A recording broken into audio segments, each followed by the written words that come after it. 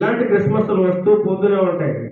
కానీ మన జీవితాలు మారకపోతే ఎన్ని క్రిస్మస్లు వచ్చినా ఎటువంటి ఫలితం కూడా ఉండదండి. మన జీవితం శూన్యం.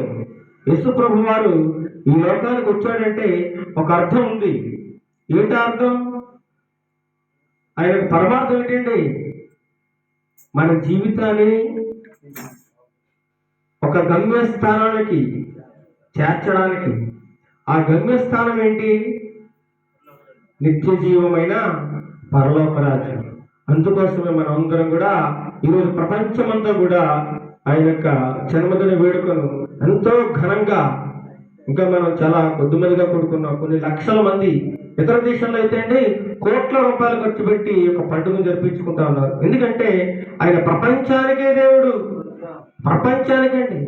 చాలా పండుగలు ఉన్నాయి మన దేశంలో, కానీ ఒక్కో పండుగ ఒక్కొక్క తెగకి, ఒక ప్రాంతానికి, ఒక దేశానికి, ఒక రాష్ట్రానికి మాత్రమే ఉంటాయి. కానీ ఈ పండగ ప్రపంచ దేశాలన్నీ జరుపుకునే పండుగ.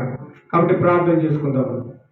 మహాగరుడు మహోన్నతుడైన మా ప్రియ పరలోకపు తండ్రి, నీ యొక్క పరిశుద్ధమైన నామానికి వందనాలు స్తోత్రాలు తెలుస్తున్నాం. ఆయన ఇంతవరకు నీ యొక్క బిడ్డలతో కలిసి నేను ఆరాధించడానికి, నిన్ను సృష్టించడానికి, నీ గురించి కొన్ని మాటలు మాట్లాడడానికి మీరు ఇచ్చిన గొప్ప భాగ్యాన్ని బట్టి నీకు వందనాలు స్తోత్రాలు తెలుస్తున్నాం. ఆయన ఈ దేవుని చూడలేక, ఈ గడియను చూడలేక, డిసెంబర్ 25, 2023 సంవత్సరాలు చూడలేక మా పిల్లలందరూ, మా స్నేహితులు, మా బంధువులు, మా ఇరుగు పొరుగు వారు ఎందరో కాలగర్భంలో కలిసిపోయారు. ప్రభువా, మమ్మల్ని అయితే మీరు ప్రేమించి, కృప చూపించి, దయ చూపించి ఇంకా ఈ జీవితం ఇచ్చిన ఆయన ఈ భూమి మీద ఇంకా నిలబెట్టారంటే మా ద్వారా మీరు ఎన్నో గొప్ప కార్యాలు చేయాలని, మా ద్వారా ఇంకా ఎంతో సువార్త ప్రకటింపబడాలని మీ చిత్తం. కాబట్టి మాకు ఈ జీవితాన్ని ఇచ్చారు నాయన.